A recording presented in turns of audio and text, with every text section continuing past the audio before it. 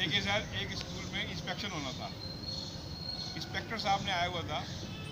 Principal साहब को मालूम पड़ा कि इंस्पेक्टर जो है थोड़ा सा क्रैक माइंड है, तो उन्होंने सब टीचरों को फॉलोअप कर रखा था कि भाई कोई भी बच्चा इनके किसी भी प्रश्न का उत्तर नहीं देगा, फिर जो होगा देखा जाएगा इंस्पेक्शन में।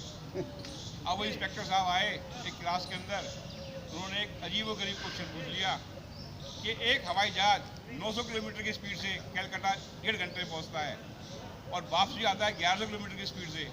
अब बताओ कि मेरी उम्र कितनी है? कोई रिलेवेंट ही नहीं है, सब बच्चे चुप। अब एक बच्चा खड़ा हो गया, कहना सर मैं बताऊंगा आपकी उम्र कितनी है। कहना सर आपकी उम्र 52 साल है। इंस्पेक्टर साहब बड़े खुश, कह रहा जी बिल्कुल सही बताया आपने। बोला जी आपने कैलकुलेशन कैसे करी?